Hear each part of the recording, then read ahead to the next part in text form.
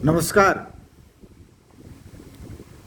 आज मैं कोरोना की स्थिति को लेकर के आपसे कुछ बातें करना चाहूँगा, खास करके ज्योतिष के दृष्टिकोण से। कोरोना का डर तो अभी पूरे समाज में फैला हुआ है, और हो भी क्यों ना, क्योंकि रोज़ाना जो है हजारों की संख्या में लोग अकाल कवलित हो रहे हैं, यानी अकाल ही काल के ग्रास बन रहे हैं। तो ऐसी स्थिति में हर कोई डरा हुआ है और उसे समझ में नहीं आ रहा कि क्या उपाय करें। काम भी करना है, ऑफिस भी जाना है, या मजदूरी भी करनी है, कुछ न कुछ रोजगार के लिए भी करना है, और साथ साथ कोरोना से भी बचना है। तो थोड़ा सा मैं आपको ज्योतिषी विश्लेषण बताऊंगा इस संबंध में कि देखिए, कोरोना उन व्यक्तियों को ज़्यादा फैलता है जो पृथ्वी तत्व की राशि वाले हैं या वायु तत्व की राशि वाले हैं। पृथ्वी तत्व की राशियों में आप वृष राशि है, कन्या है और मकर।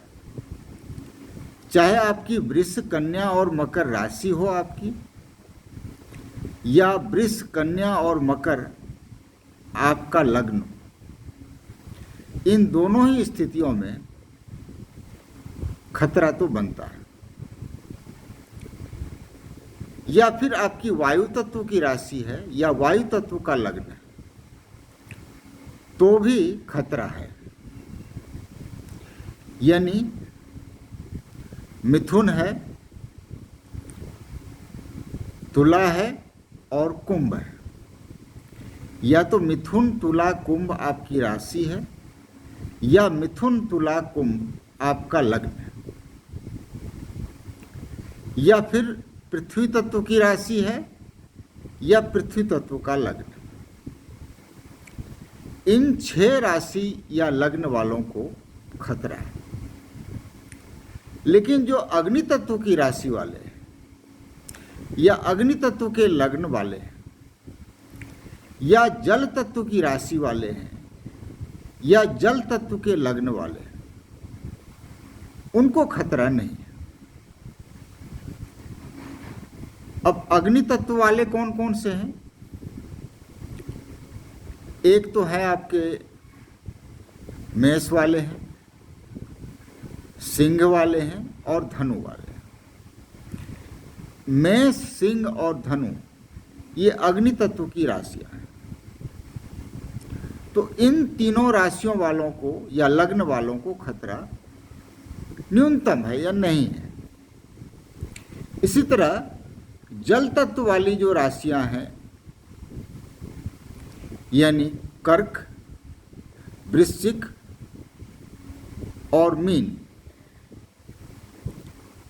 ये 6 राशि या लग्न वालों को खतरा कम से कम है। मान लीजिए कि इन्हें कोरोना हो भी जाता है तो भी बहुत ज़्यादा प्रभाव इन पर नहीं डाल पाएगा। तो अगर आपकी राशि अग्नि तत्व की है या आपका लग्न अग्नि तत्व का है या आपकी राशि जल तत्व वाली है या आपका लग्न जल तत्व का है, तो आपको खतरा न्यूनतम है या नहीं है। अगर ये बेसिक फैक्ट्स आप चेक करें अपना कि आपकी राशि क्या है, आपका लग्न क्या है, और आप काफ़ी हद तक इस आधार पर निश्चिंत हो सकते हैं, या फिर आप समझ सकते हैं कि मुझे खतरा है या नहीं है। तो ये संक्षिप्त विश्लेषण था। और एक दूसरी बात मैं और कहना चाहूँगा।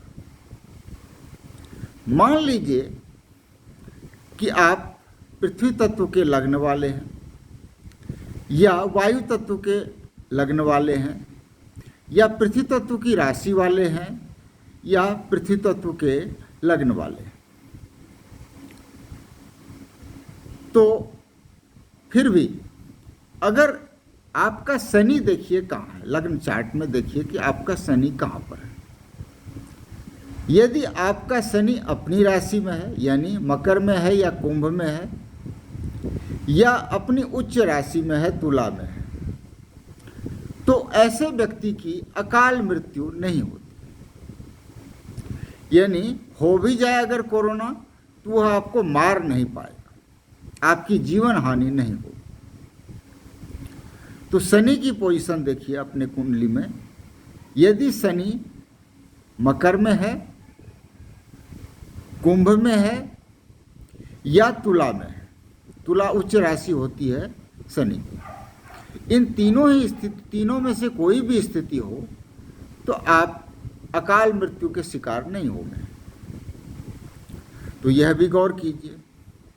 साथ साथ यह भी देखिए कि मान लीजिए कि आपका लग्न तो अग्नि तत्व का है या जल तत्व का है, लेकिन आपकी राशि पृथ्वी तत्व की है या वायु तत्व की है, तो फिर आपको 50% खतरा है। आपको होगा भी कोरोना तो उतना असर नहीं डाल पाएगा, आप उससे निकल सकते हैं। लेकिन दोनों ही अगर लग्न भी और राशि भी अगर पृथ्वी तत्व और वायु तत्व की है तब खतरा थोड़ा सा बढ़ जाता है। उसके बाद भी शनि की स्थिति आप देख सकते हैं। तो इस प्रकार से आप अगर आपके पास अपना लग्न है, अपना कुंडली है, तो आप उसमें देख सकते हैं। आपको लग्न चार्ट में देखना है, किसी नवांश कुंडली में नहीं देखनी है। आप लग्न चार्ट में इतना भर अगर देख लीजिए कि आपका लग्न कौन सा है और आपकी राशि कौन सी है। अगर पृथ्वी तत्व की राशि है या पृथ्वी तत्व का लग्न है या वायु तत्व की राशि है और वायु तत्व का लग्न है, तो आप काफ़ी हद तक निश्चिंत हो सकते हैं, काफ़ी हद तक खतरे में पड़ सकते हैं। लेकिन अगर आपका अग्नि तत्व का है लग्न और अग्नि तत्व की राशि है या वायु जल तत्व का लग्न है और जल तत्व की राशि है, तो आपको खतरा उतना नहीं है। क्योंकि कोरोना जो फैलता है यह पृथ्वी तत्व के माध्यम से फैलता है। यानी पृथ्वी तत्व में सारी चीज़ें आ गई, आपके जितने भी सामग्रियां हैं, आप जिन चीज़ों को छूते हैं वो सारी चीज़ें आ गई। और हवा के माध्यम से भी ये फैलता है, इसीलिए तो मास्क लगा के रखते हैं कि हवा के माध्यम से हमारे शरीर में प्रवेश ना करे। तो आप अपनी कुंडली जरूर देखिए और इस आधार पर कितने आप कितने आप पर खतरा है, किस हद तक आप संक्रमित हो सकते हैं, इसका पता आपको आसानी से चल जाएगा। बहुत बहुत